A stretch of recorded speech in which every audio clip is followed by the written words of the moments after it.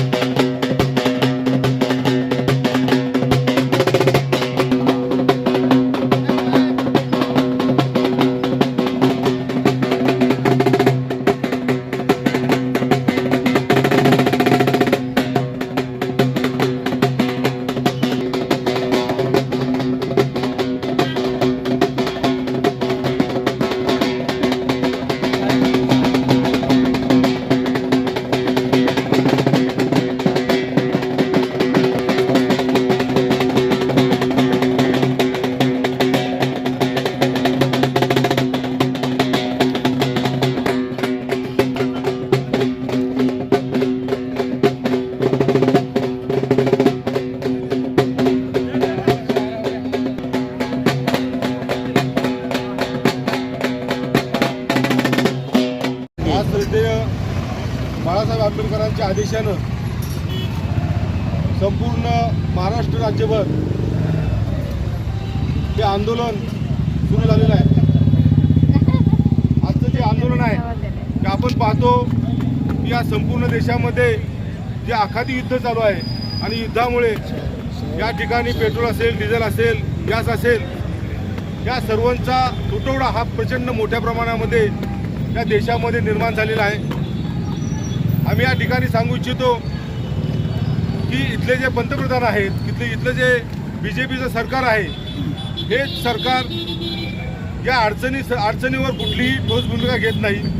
जे आखाती देशामध्ये जे युद्ध सुरू आहे या युद्धासंदर्भात आपलं जे सरकार आहे, केंद्र सरकार, या सरकारने आजपर्यंत कुठलीही ठोस भूमिका घेतली नाही.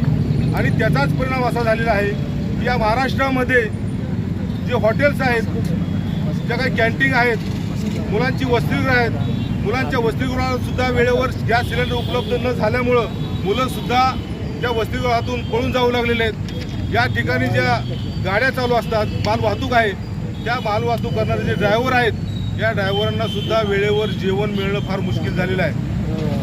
इथं पूर्वी जो सिलेंडर आपण नोंदवल्यानंतर 2-3 दिवसात मिळत होता, मात्र आज परिस्थिती अशी निर्माण झालेली आहे की आज 45 दिवसानंतर आपल्याला सिलेंडर उपलब्ध होईल असं सांगण्यात आलेलं आहे. मात्र याविषयी कुठलीही सरकारनं ठोस अशी भूमिका घेतली नाही. आज आपण पाहिलं तर या महाराष्ट्रावर संपूर्ण ज्या गॅस एजन्सी आहेत, या एजन्सीच्या समोर अशा दिवसभर रांगाच्या रांगा उभ्या राहिलेल्या आहेत आणि याच्यामुळं अनेक ठिकाणी काही लोकांचा मृत्यूसुद्धा झालेला आहे.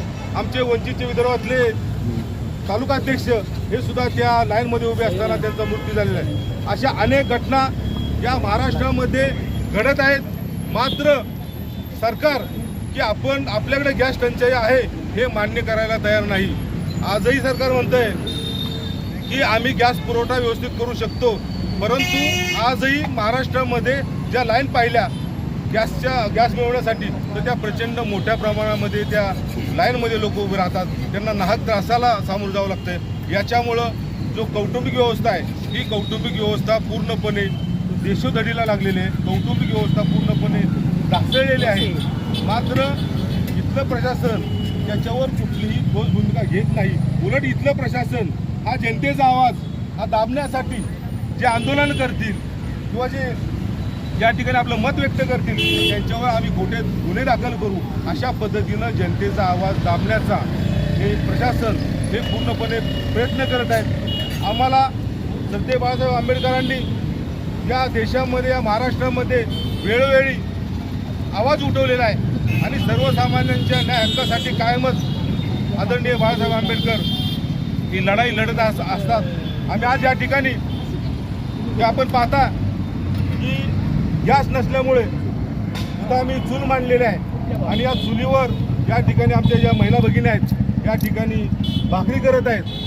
आम्ही ही केलेली भाकरी, चुलीवर केलेली भाकरी, इथं असणारे आपले जिल्हाधिकारी साहेब यांना ही भाकरी आणि त्याच्याबरोबर कांदा, जे आमच्याकडे जे साहित्य आहे, कांदा असेल, चटणी असेल, हे घेऊन आम्ही माननीय कलेक्टर साहेबांना एक निवेदन देणार आहोत आणि त्या निवेदनासोबत त्यांनी आमच्या चुलीवर जे अन्न आम्ही तयार केलेलं आहे या अन्नाचा त्यांनी स्वीकार करावा अशी मी आपल्यासमोर त्यांना विनंती करतो. जय हिंद.